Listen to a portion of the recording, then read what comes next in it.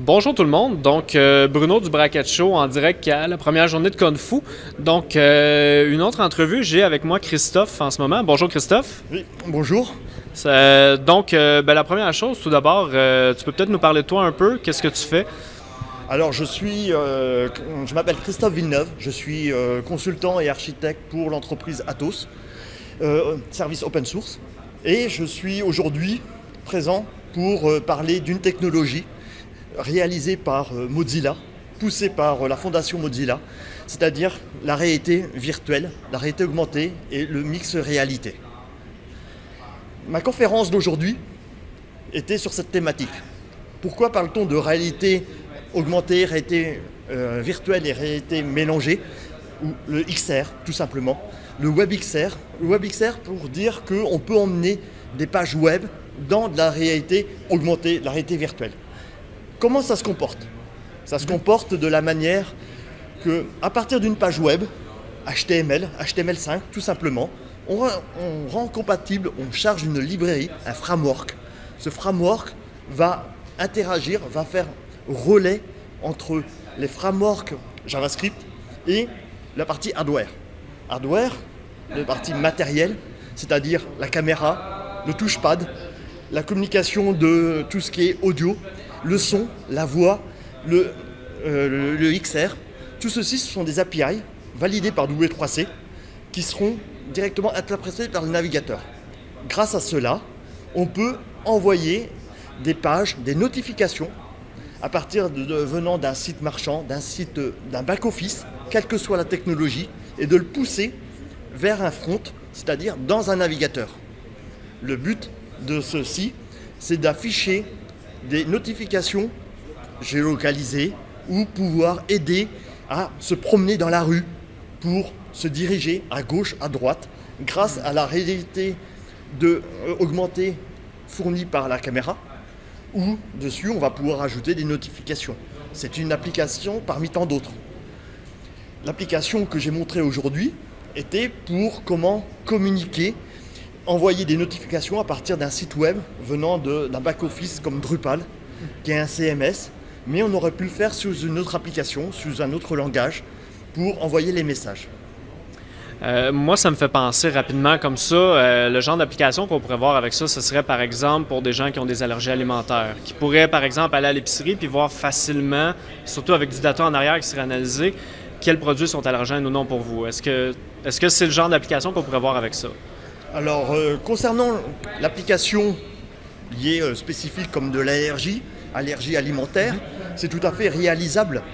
Il faut juste, on va dire, réaliser.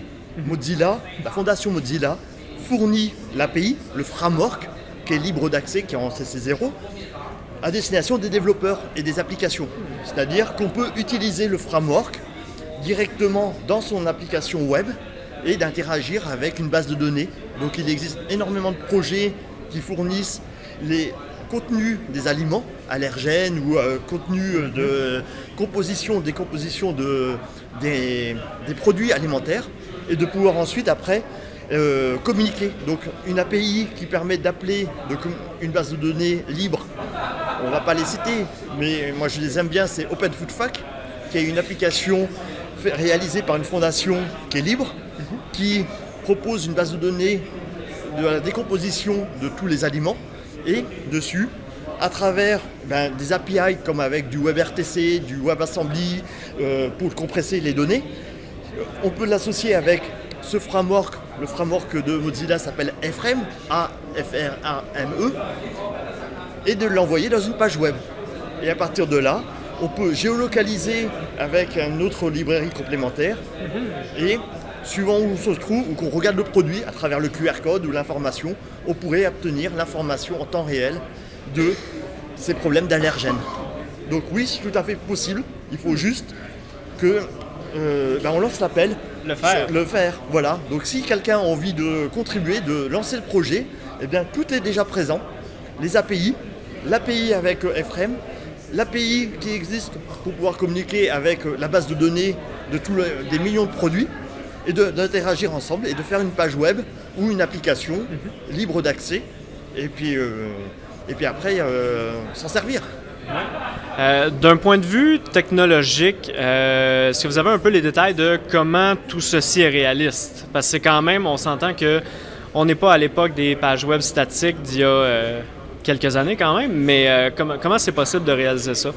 Alors, la réalisation d'une page compatible réalité, mixte réalité, donc XR, on crée notre balise HTML.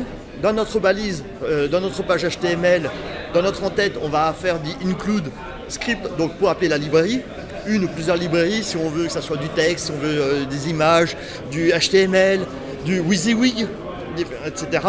Et dedans, après, on déclare une scène, donc à scène, c'est comme un point de départ et un point d'arrivée, comme à l'époque de Flash ou de Java, où on va encapsuler les informations. Ça n'empêche pas qu'on va générer les contenus qui vont venir de l'extérieur du back-office, on va les récupérer, on va le traiter comme un traitement, donc avec du GET ou du POST ou une autre norme. Et lorsqu'on va envoyer ces données dans la page web, la page web, lui, va interpréter à travers d'autres balises supplémentaires. Ces balises ne sont pas actuellement disponibles dans le langage HTML5 parce que c'est très récent que ça peut être disponible, mais lorsqu'on le porte, on peut l'interpréter. Donc il y a des balises qui s'appellent A-box pour faire un cube. On peut faire des sphères, on peut faire du texte, on peut manipuler notre objet, définir une rotation. Donc il y a un argument supplémentaire qu'on rajoute, comme dans un champ input en HTML. On va rajouter une rotation, on va rajouter une taille, un scale, on va rajouter une inclinaison. Et à partir de là, on peut l'encapsuler en lui disant, suivant le comportement du téléphone ou du mobile, l'inclinaison, donc si la caméra se penche, automatiquement l'image va se pencher et pour que ça soit interactif. Ce qui nous permet de voir le ciel, le sol, etc. Faire quasiment du 360 degrés, mais en réel. Et là, c'est la révolution. Parce qu'il faut penser une chose, c'est que la réalité réelle, la réalité virtuelle ou le mix réalité qu'on parle aujourd'hui, c'est pas quelque chose de nouveau. Ça existe déjà depuis, dans les années 1960-1970, il y avait déjà le premier appareil qui permettait de faire cela. On est très loin de le mettre dans la poche, comme ceci. Mais c'était un appareil qui était quasiment intransportable. Mais on pouvait faire déjà cette approche de 3 dimensions, de son, de parler, d'audio, de son stéréo, etc. Donc cette technologie a toujours été poussée par l'univers de l'animation, de l'univers du jeu. Maintenant, on est dans le web se veut mobile, se veut dynamique. Il faut que la réalité virtuelle soit dynamique. Et pour cela, il n'y a pas que Mozilla qui propose des frameworks, mais moi c'est celui-là que je préconise. Dedans, n'importe qui peut contribuer, peut le faire évoluer, le faire grandir pour pouvoir apporter, on va dire, ce partage et cette nouvelle façon de pouvoir communiquer et de consommer le web. Une question que j'ai pas le choix de poser, puis en fait on s'en était parlé un peu ce matin avant de tomber en entrevue. Il y a tout un aspect vie privée, je crois, qui vient avec ça. Sans nécessairement rentrer dans tous les détails, mais quels seraient les enjeux reliés à ça selon toi? Alors, concernant la vie privée, l'utilisation de cette réalité virtuelle, cette traçabilité, cette géolocalisation, on va dire que l'API existe. Mozilla a contribué sur la réalisation de cette API.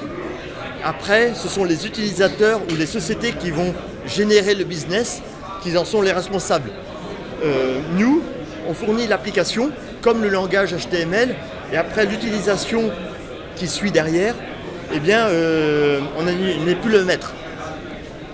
A contrario, étant donné que je suis un utilisateur, j'ai ma vie privée, je n'ai pas envie d'accepter des applications qui me géolocalisent. Par contre, je suis tout à fait d'accord pour, comme on me parlait d'allergènes, de pouvoir me servir de l'application pour dire quels sont les produits allergènes dans ce produit-là, directement dans le mobile. Ça m'intéresse. mais qu'on me suive dans mes activités, ça non, je ne suis pas d'accord. Donc il existe des systèmes de bloqueurs qui vont bloquer aussi cette partie-là. Donc ça va revenir au final vraiment à l'utilisateur de faire une décision, un choix éclairé sur ce qu'il utilise, au même principe que les applications qu'on installe sur nos téléphones aujourd'hui. Oui, c'est l'utilisateur qui va dire oui ou non de s'en servir. On parle souvent de géolocalisation, ça veut dire associé avec une cartographie. Il existe différents systèmes de cartographie, de pouvoir se naviguer d'un point A vers un point B.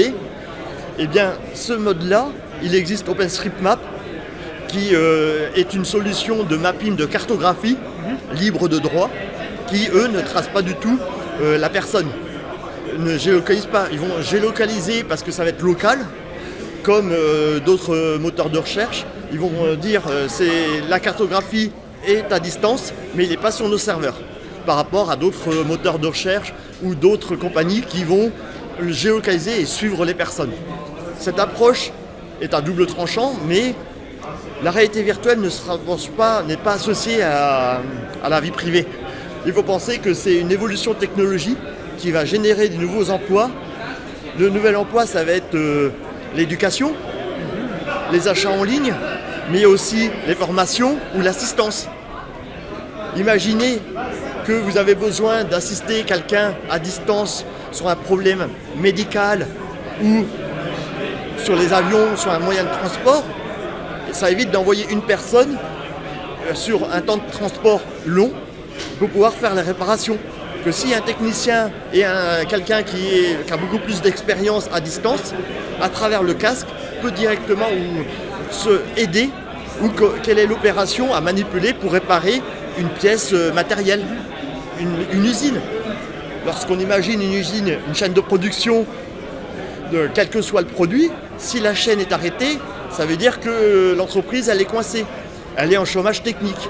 Et là, il faut penser que la réalité virtuelle va aider à travers le créneau de l'heure, de l'assistance, à distance.